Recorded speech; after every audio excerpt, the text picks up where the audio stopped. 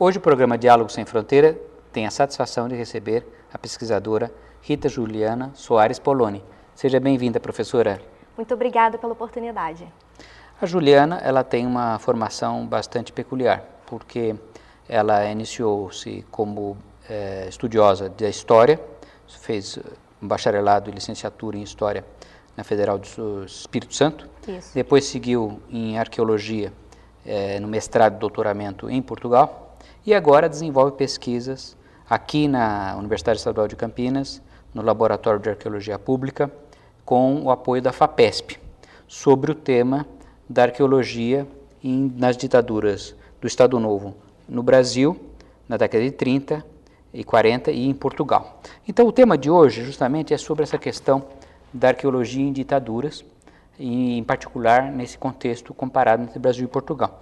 Então acho que gostaria de começar falando o que é arqueologia e como é que nós podemos relacionar isso à ditadura, que aparentemente não são coisas que casam.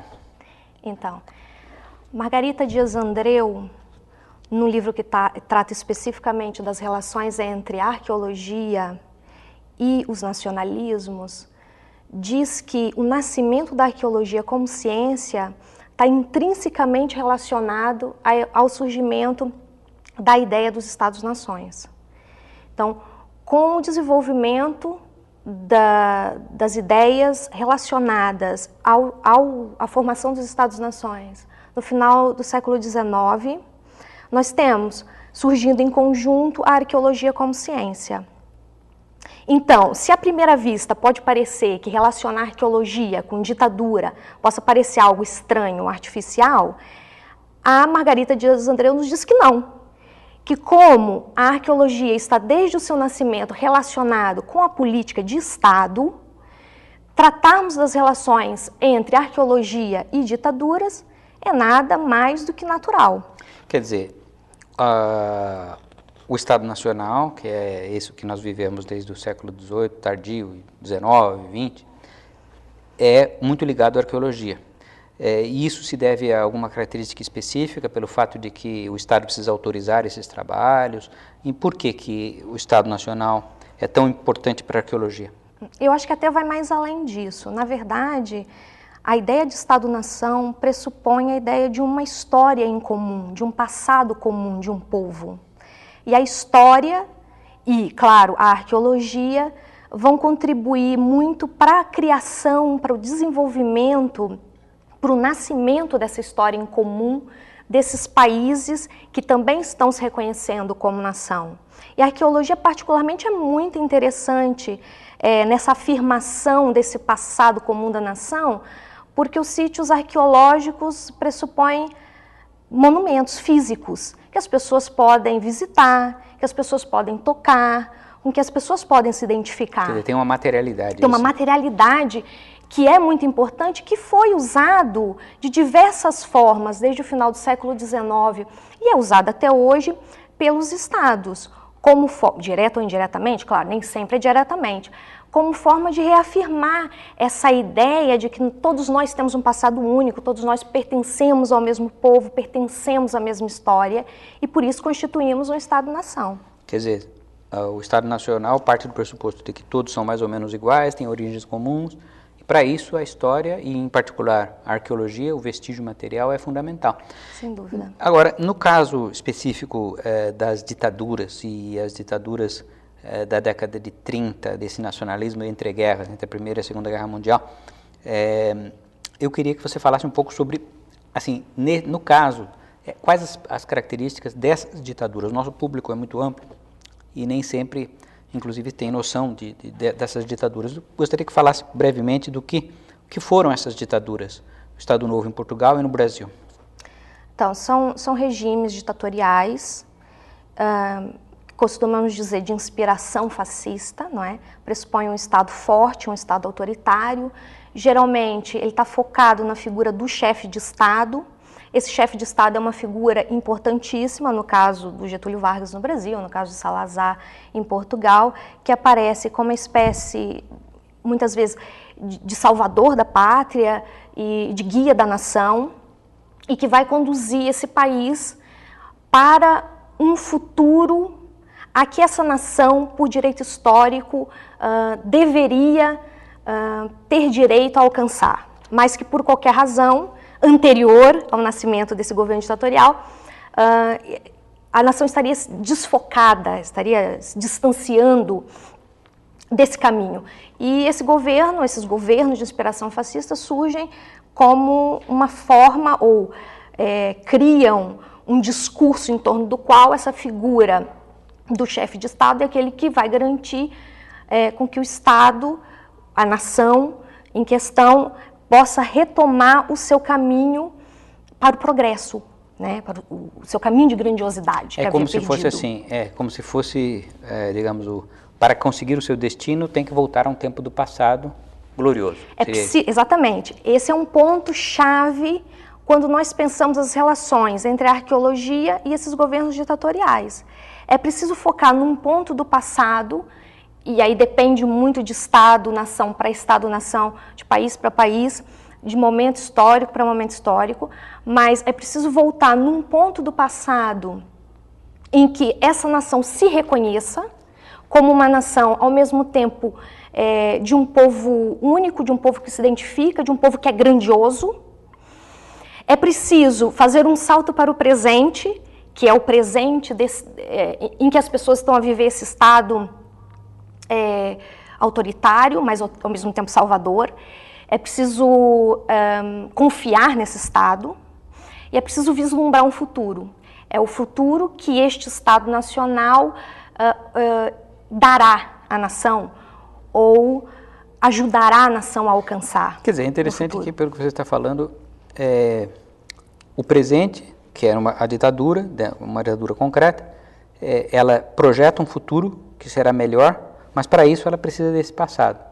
Inventar esse passado. Inventar esse passado. É preciso inventar o passado. E como que a arqueologia, por exemplo, no caso de Portugal, nesse período, como é que a arqueologia foi, tanto no Portugal quanto no Brasil, foi nesse momento utilizada por essas ditaduras?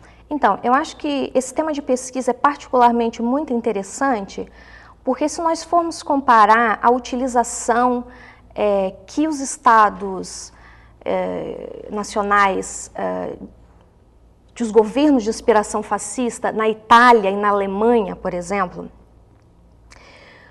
a forma como eles utilizaram a arqueologia durante os governos de inspiração nazifascista e a forma como a arqueologia é vista nesses governos de inspiração fascista em Portugal e no Brasil é completamente diferente. Isso é importante. Porque na Itália e na Alemanha nós temos uma utilização clara da arqueologia com o propósito de reconstruir, de inventar, de criar esse passado nobre, esse passado grandioso da nação, né? Nós temos, por exemplo, na Itália, o Mussolini reconstruindo a Via dell'Imperio, por exemplo, né?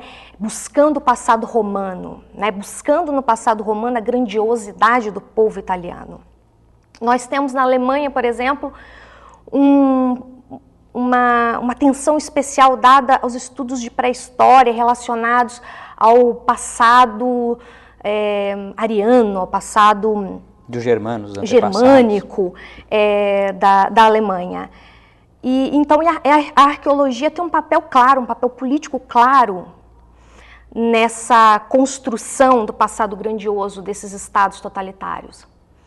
Em Portugal, nós não temos, por parte do Estado português, do Estado salazarista, uma importância muito grande dada à arqueologia. O passado que o governo português ditatorial quer reconstruir é o passado das grandes navegações. Esse homem grandioso, esse homem português grandioso, é o homem relacionado aos descobrimentos, aos chamados descobrimentos. Então, há, por exemplo, uma atenção muito grande dada à reforma de monumentos, de marcos patrimoniais, que são considerados muito importantes para o país nesse período, e a Direção-Geral dos Monumentos Nacionais, por exemplo, promove uma série de reformas e de reconstruções em monumentos, que, na verdade, mais do que uma reforma, é uma destruição e uma reconstrução de um passado a partir desses monumentos. uma valorização, por exemplo, do românico, do gótico, do manuelino, que faziam lembrar, que traziam a ideia daquele que o Estado, português. Exatamente, que o Estado queria reforçar, que era a ideia das grandes navegações.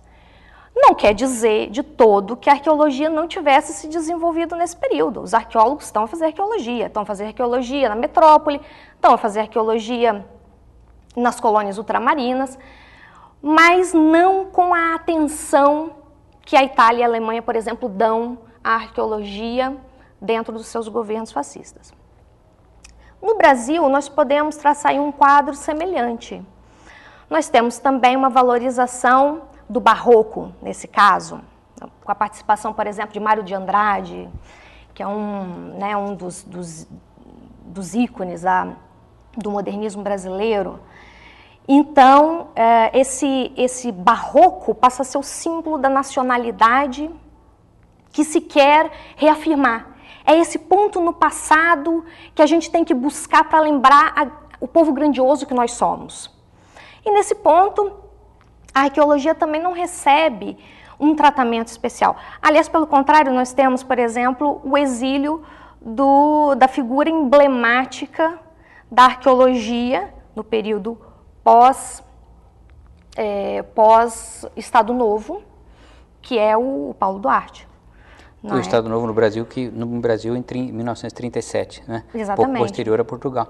Justamente isso me lembra uma questão, esse ponto que mencionou do Estado Novo, me parece essencial uma observação que é a seguinte: é lógico que em Portugal e no Brasil a atenção estava dada, digamos, à restauração de monumentos, de alguns períodos específicos, no caso do Brasil colonial, no caso colonial mineiro e no caso de Portugal outros períodos um pouco anteriores, mas a arqueologia está fora. Mas o que eu ia perguntar é o seguinte: em ambos os casos existe uma outra substância que a arqueologia também está presente, que é um período anterior, tanto em Portugal quanto no Brasil, mas que de alguma maneira também, aí sim a arqueologia está presente e que se relaciona a essa especificidade da nação. No caso de Portugal, imagino que fossem os castros, ou seja, os antigos habitantes celtas do país. No caso do Brasil, os indígenas. Quer dizer, há uma certa necessidade de dizer, bom, mas existe alguma coisa além desse período, além disso que já estamos vendo histórico, mas alguma coisa lá no fundo também. Então, em que medida, eu perguntaria para a professora, em que medida isso corresponde, essa observação que eu estou dizendo, corresponde ao que realmente estava ocorrendo? É verdade.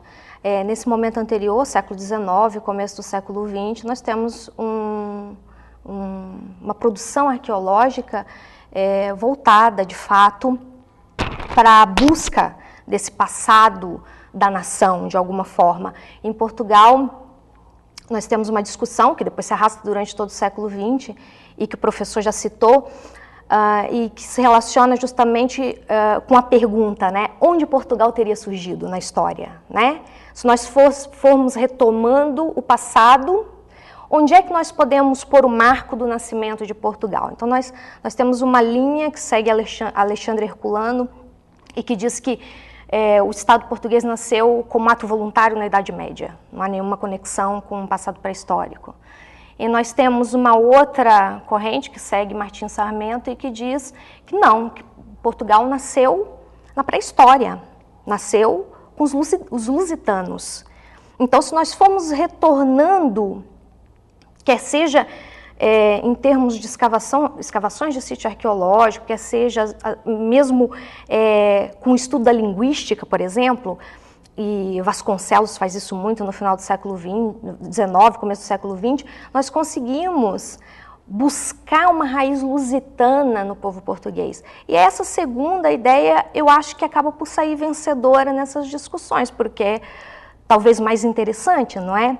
Porque dá mais profundidade histórica. Dá mais profundidade a esse povo, não é? A essa nação. Porque também a outra visão do que você mencionou, da fundação medieval, ela é muito ligada a uma instituição, quer dizer, a partir de hoje temos o Reino de Portugal. Bom, mas e o que veio antes? Então esse outro é mais etéreo, né? Mais etéreo. Eu acho que essa é a palavra correta. E quando nós pensamos nessa invenção do Estado Nacional, e há inúmeros autores que falam sobre isso, ela acaba sempre remetendo a um sentimento, na verdade, né? Nós nos consideramos iguais. E eu acho que o fato dessa ideia ser etérea é muito mais interessante para a consolidação dos Estados nacionais do que um ato voluntário e demarcado historicamente. Porque justamente é interessante que nessas duas momentos, mesmo estando de ditaduras, e o centro de atenção não sendo o período mais antigo, mas em ambos os casos, você tem dois nomes, lusitano e tupi, como sendo usados em Portugal e no Brasil para se referir ao próprio povo, que são nomes etéreos, porque justamente são coisas que não é um tupi concreto, um lusitano concreto, não tem rosto. Não tem rosto. É uma ideia. E é por isso que é tão interessante, é tão apetecível, não é? E isso é muito interessante, porque depois se a gente der um salto e pular, por exemplo, para a ditadura militar de 64, essa figura do indígena através do Pronapa, do Pronapaba, já não é assim bem vista, não é? Então, e isso vem retomar a primeira pergunta, que é, a gente pode pensar nas relações entre ciência e Estado? Sim, devemos, porque esses saltos que nós estamos fazendo de país para país e de momento histórico para momento histórico nos mostra justamente isso, que políticas de Estado, que ideias em vigor num determinado momento histórico interferem e muito na forma como a ciência é feita, né? Nas perguntas que as pessoas têm, naquilo que elas procuram, naquilo que o Estado permite que se pesquise também, não é? Nós temos a perseguição, por exemplo, de Paulo Duarte, tanto na ditadura de Vargas quanto posteriormente na ditadura militar, que prova isso, não é? Que o fato de Paulo Duarte ter se insurgido contra o regime acaba por prejudicar diretamente as pesquisas dele, a vida profissional dele naquele momento, interferindo naturalmente na produção arqueológica. Ele poderia ter feito e não fez, porque acabou sendo afastado, não é, em função do regime. Nesse aspecto, no que se refere a período então mais recente, gostaria que, eu sei que a professora é uma estudiosa também desse período ditatorial mais recente no Brasil, que também corresponde ao período de ditadura ainda em Portugal. Então, eu perguntaria se nesse período já mais final do Estado Novo, década de 60, e no Brasil com a ditadura militar, se isso conformou muito, quais as consequências para a arqueologia mais recente, eu diria, até atual, embora já faça muito tempo, tanto em Portugal quanto no Brasil, que tenhamos saído de ditaduras. Portugal foi em 75, o Brasil 9 anos depois, 84, mas de qualquer maneira, gostaria que falasse um pouco se acha que essa última ditadura nos dois países, esses momentos finais, ainda influenciam na arqueologia e como? Acho que influencia não só na arqueologia, mas na produção científica de modo geral. Muito embora pareça para nós que já tem acabado há bastante tempo, há um certo tempo, a verdade é que, em termos de consequência para a sociedade, para a cultura e para a ciência, é um tempo curtíssimo. Na verdade, se nós pararmos para pensar, foi ontem na história desses pesquisadores. Esses pesquisadores ainda estão vivos, os pesquisadores que estiveram trabalhando na ditadura ainda estão vivos. Muitas vezes ainda fazem parte de quadros de organismos de pesquisa, quer num país, quer em outro.